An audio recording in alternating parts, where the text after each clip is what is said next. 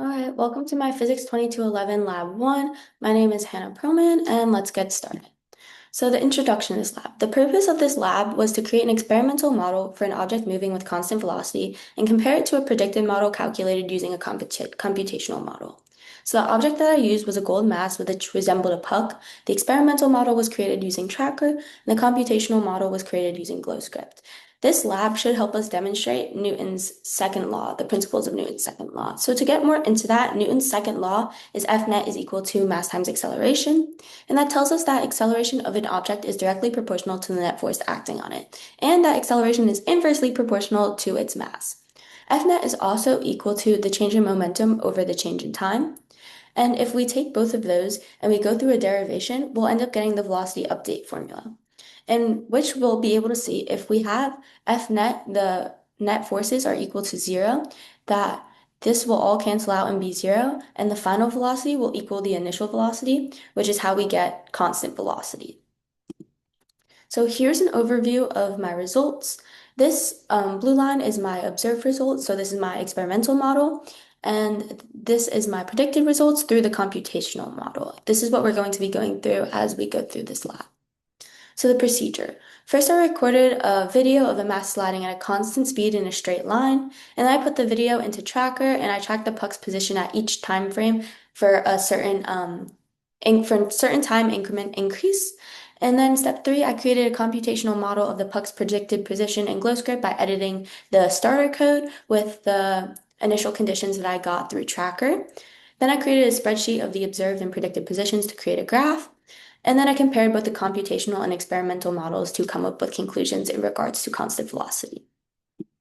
So here's my experimental model. Here's me running through it. So it was a long video, but I used the part between when the puck was between 10 and 20 on the meter stick for constant velocity. And I used the meter stick as a calibration stick. And I used Tracker to track the exact position of this puck during each of the time increments with the track function. And with that, I was able to calculate the velocity. So the assumptions are that the initial applied force is zero, and the net force is equal to zero, and friction is negligible. And these will come back in later when it's time to discuss errors. And it is important to note that I did have to push the puck to get it going before I was able to take that increment of what I thought would be constant velocity. So here's my computational model. Here's the initial position, the initial conditions I put in that I got from Tracker.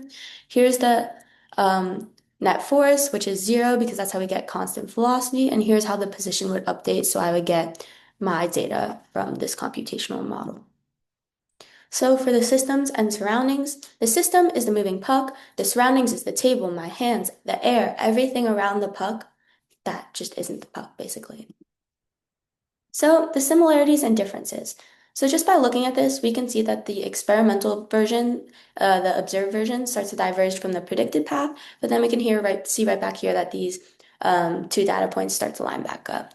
The similarities is that both of these show the relationship between time and position with the same initial conditions. The differences is that the predicted path, the predicted model shows a very linear and cohesive group of data points, whereas the observed model doesn't follow that same linear path. And we can see that these two data points, while they're supposed to be at the same time, don't perfectly match up.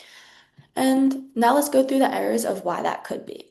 So first off, there are many different forces. So the initial applied force when I push the puck with my hand to get started, the table's friction, and the air resistance that could all affect the system.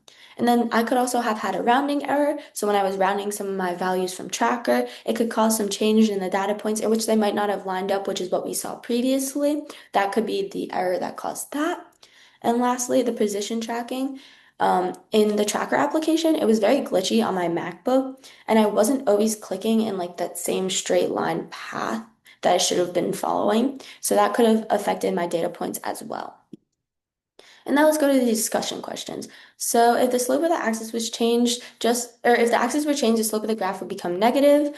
Are we able to tell how many forces are being added together to get zero as the net force? Well, we know it's not moving up and down, so it's zero in the y component because gravity and a normal force cancel out. However, in my experimental version, since the experimental version was greater than the computational model, it could be that my initial applied force was still causing the puck to accelerate and it didn't have constant velocity.